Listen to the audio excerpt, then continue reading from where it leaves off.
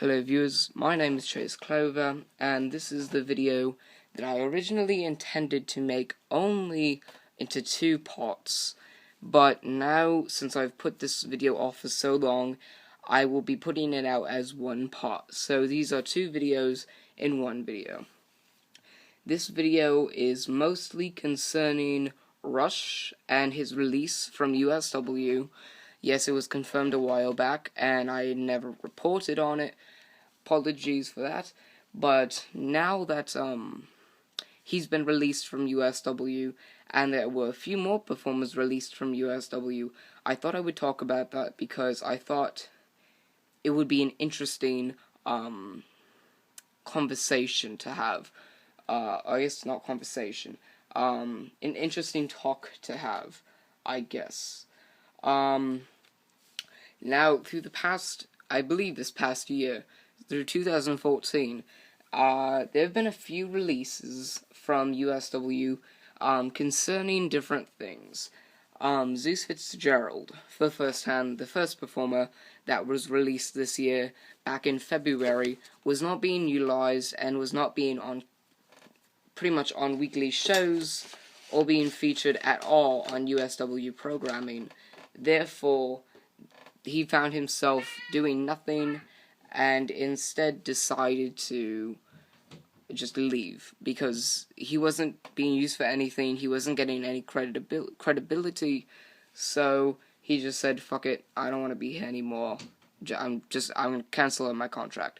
So once his contract expired, he was released from USW and he has not been signed since. Just clap my hands there. Second is Rush.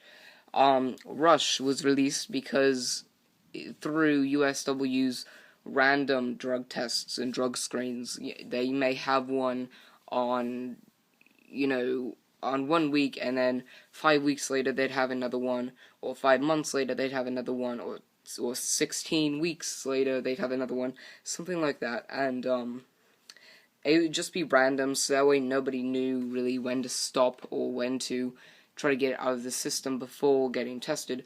So when USW went to test Rush, he decided that, beforehand he decided he was going to do drugs. And so when USW found traces of drugs, I don't believe it was performance enhancers. I don't think it was any like steroids or anything like that.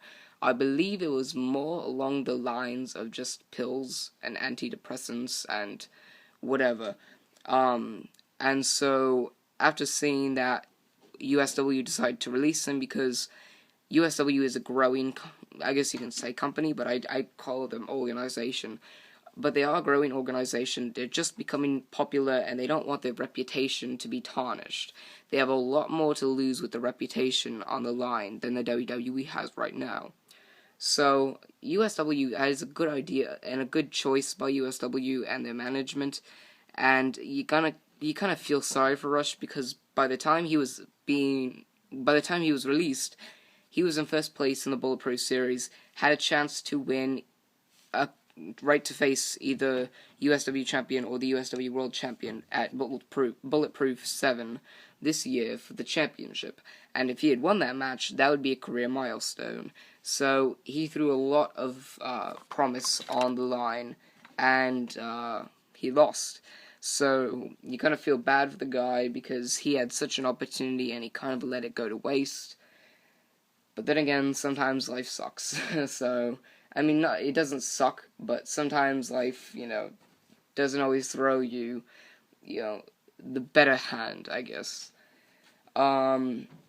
Third performer was Corner, another guy, just like Zeus Fitzgerald, who was not being used too often, had only a few storylines in his career with USW, and, even though he wasn't really the one who decided to get released, USW was talking to him about himself, and, if he wanted to stay, and he kind of said no, he kind of disagreed, and he later on decided and told USW management that he was not going to renew his contract if they didn't put up any any rivalries or give him any story time.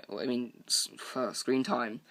And USW didn't do that, so he decided to rank out of his contract. And the same goes for Morbid. Nothing was being done with him. He didn't really want to wrestle at the moment. He just got off those 2 losses against Zach Hardy at Called Greatness 9, and Hardy again at Tap Out, I believe. No, Key and Case, I think.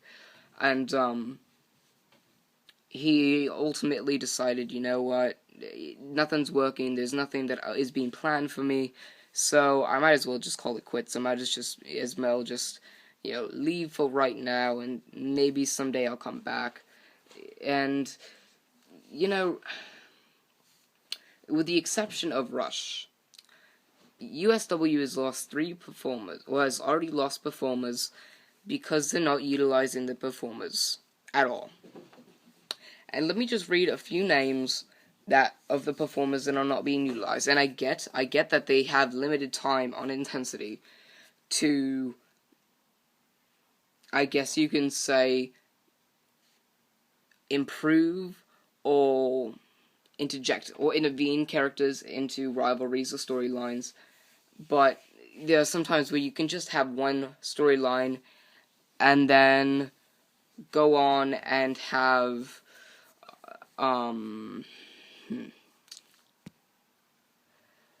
I don't know. I guess you can go on, have them in one storyline, take them off for a little while, have them in another storyline, and keep going on like that.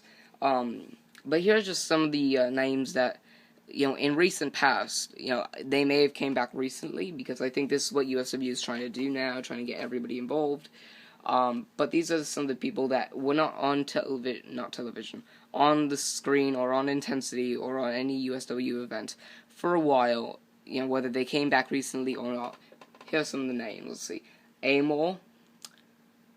Let's see. Philip Akron.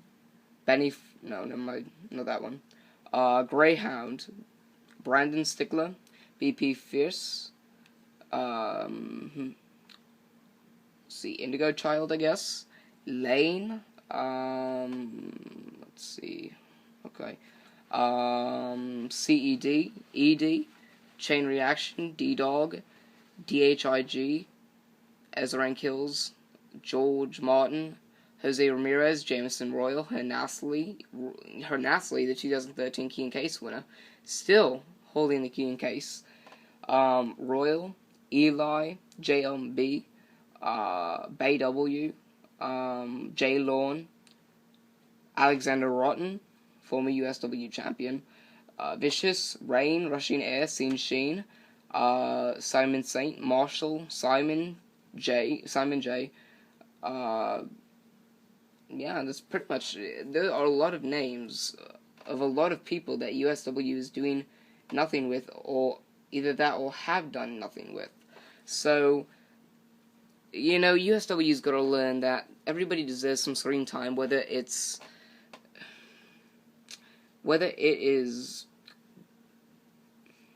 I don't know. I mean, there are people like Amor, like Amor, D-Dog, who I don't feel like should have a lot of screen time, because they haven't really done anything, and I don't see them doing anything. But there are people like Benny Franklin. Not Benny Franklin. Brandon Stickler, former USW World Champion. Who else? Chris Ross, Chain Reaction. Just a lot of other performers, and USW needs to realize that they are worthy of at least a little bit of screen time too. So, that's my video on this, I guess, problem with USW and their performers not being utilized too often. This is the first rant video that I've had in a while, first kind of topic video that I've had in a while, which is why I'm starting these topic videos on Tuesdays and Thursdays based on USW and things like that.